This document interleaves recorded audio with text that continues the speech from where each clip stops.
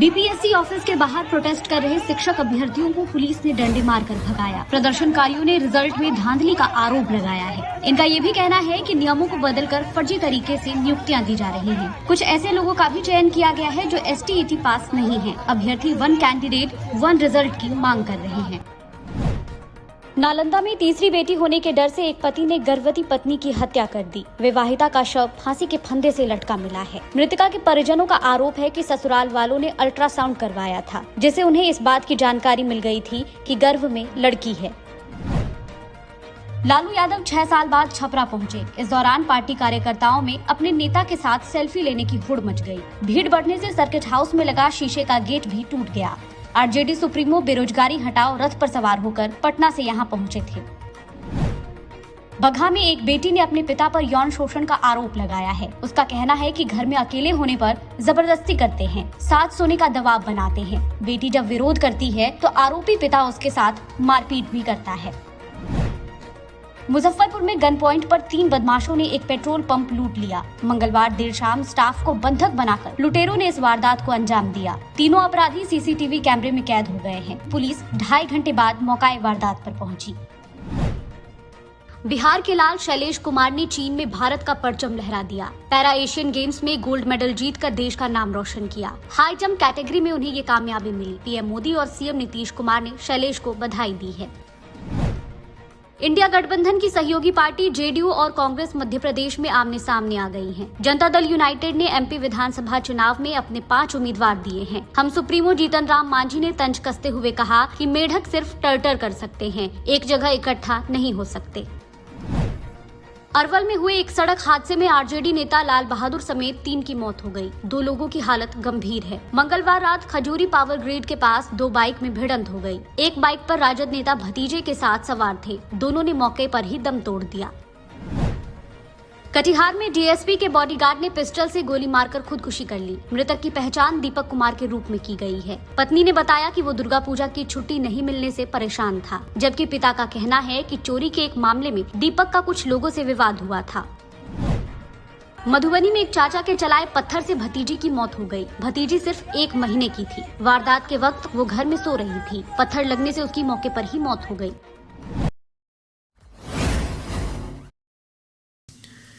राजधानी पटना समेत प्रदेश के अधिकांश भागों में मौसम शुष्क बना हुआ है। मौसम विभाग के अनुसार विभिन्न स्थानों पर अधिकतम और न्यूनतम तापमान के बीच अंतर के कारण सुबह और शाम के समय ठंड महसूस की जा रही है।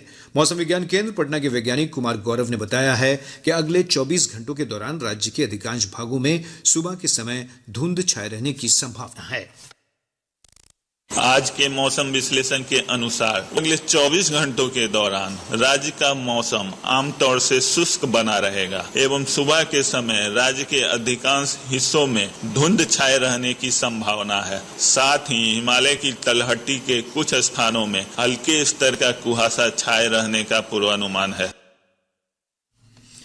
राज्य सरकार की ओर से विभिन्न विभागों में पदोन्नति का काम जारी है। राजस्व एवं भूमि सुधार विभाग ने आज राजस्व सेवा के 12 अधिकारियों को भूमि सुधार उप समाहर्ता डीसीएलआर के पद पर प्रोन्नत किया है। इनमें से अधिकतर अंचलों में सीओ के पद पर पदस्थापित हैं।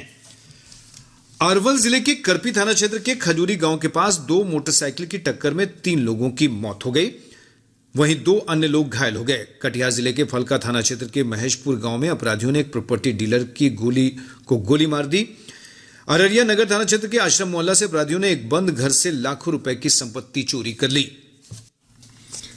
दुर्गा पूजा संपन्न होने के बाद राज्य के विभिन्न जिलों में पूजा समितियों की ओर से दुर्गा प्रतिमाओं के विसर्जन का सिलसिला जारी है। कड़ी सुरक्षा के बीच विसर्जन जुलूस निकाले जा रहे हैं। बिहार राज्य प्रदूषण नियंत्रण बोर्ड के आदेश के बाद गंगा सहित विभिन्न नदियों में प्रतिमा विसर्जन पर रोक लगा दी गई है। इधर पटना सहित विभिन्न जिलों में प्रशासन की ओर से कृत्रिम कुंड बनाए गए हैं, जहां प्रतिमाओं का विसर्जन किया जा रहा है। बेगूसराय के बलिया थाना अंतर्गत कर्पूरी चौक के पास मूर्ति विसर्जन के दौरान 2 गुटों के बीच झड़प के बाद स्थिति तनावपूर्ण हो गई है। पुलिस अधीक्षक योगेंद्र कुमार ने बताया कि इस मामले में अब तक 10 लोगों को गिरफ्तार किया गया है। उन्होंने कहा कि स्थिति पर लगातार नजर रखी जा रही है। रेलवे त्योहारों के समय यात्रियों की सुविधा के लिए 283 विशेष रेलगाड़ियां चला रहा है। दिल्ली, पटना, दानापुर, सहरसा और पुरी पटना जैसे अनेक प्रमुख मार्गों पर ये रेलगाड़ियां चलाई जा रही हैं। रेलवे ने कहा है कि यात्रियों की सुरक्षा के लिए प्रमुख स्टेशनों पर रेलवे सुरक्षा बल के अतिरिक्त कर्मी तैनात किए गए हैं। प्रमुख स्टेशनों पर सहायता केंद्र खोले गए हैं, साथ ही चिकित्सा दल, एम्बुलेंस सेवा भी उपलब्ध कराई गई है। जदयू के प्रदेश अध्यक्ष उमेश कुशवाहा को वाई श्रेणी की सुरक्षा प्रदान की गई है। इस संबंध में गृह विभाग ने पुलिस महानिदेशक को पत्र भेजा है। यह सुरक्षा का तीसरा स्तर है।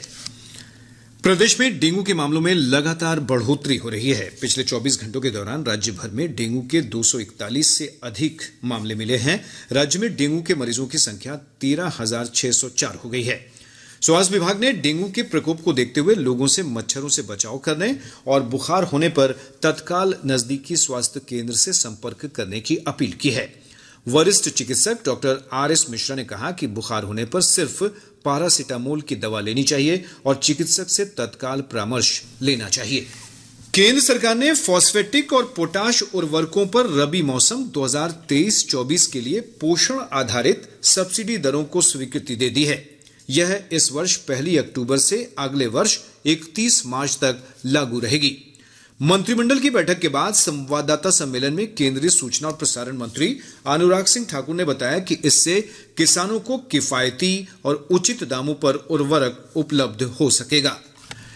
राज्य सरकार ने रबी के मौसम में सर्वाधिक उत्पादन प्राप्त करने के उद्देश्य से प्रदेश के सभी 38 जिलों में हाइब्रिड बीज लगाने का लक्ष्य निर्धारित किया है।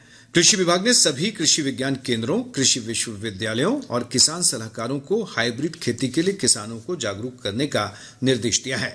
रबी मौसम में मक्के का 100% हाइब्रिड बीज लगाने का लक्ष्य रखा गया है। वहीं गेहूं का 36% और तिलहन तथा दलहन का 40% बीज लगाने की योजना बनाई गई है। बिहार लोक सेवा आयोग की ओर से शिक्षक भर्ती परीक्षा में चयनित उम्मीदवारों की काउंसलिंग जारी है। इधर परीक्षा में असफल कुछ उम्मीदवारों ने रिजल्ट में गड़बड़ी का आरोप लगाया है। इसे लेकर आज आयोग कार्यालय के सामने जमकर हंगामा किया है। आयोग कार्यालय के बाहर आज प्रदर्शन कर रहे छात्रों की पुलिस के साथ झड़प भी हुई। प्रदर्शन कर रहे छात्रों का कहना है कि आयोग ने रिजल्ट जारी करने में बड़े पैमाने पर धांधली की है। इधर पूर्व मुख्यमंत्री और हिंदुस्तानी अवाम मोर्चा के अध्यक्ष जीतन राम मांझी ने शिक्षक नियुक्ति में बड़े पैमाने पर गड़बड़ी का आरोप लगाते हुए उच्च स्तरीय जांच की मांग की है। आयोग के अध्यक्ष अतुल प्रसाद ने इन आरोपों पर सफाई देते हुए कहा कि रिजल्ट में कोई गड़बड़ी नहीं हुई है। श्री प्रसाद ने कहा कि सिर्फ योग्य अभ्यर्थियों का ही चयन किया गया है। भारतीय स्टेट बैंक की एक अनुसंधान रिपोर्ट में मोदी सरकार की सूक्ष्म ऋण PM स्वनिधि योजना की प्रशंसा की गई है। रिपोर्ट से महिलाओं में काफी खुशी है। रिपोर्ट में कहा गया है कि योजना के अंतर्गत ऋण वितरण के लाभार्थियों में लगभग 75% आरक्षित श्रेणी से हैं, जिनमें 44% अन्य पिछड़ा वर्ग, 22% अनुसूचित जाति तथा अनुसूचित जनजाति से संबद्ध हैं। इनमें 43% महिला लाभार्थी शामिल हैं।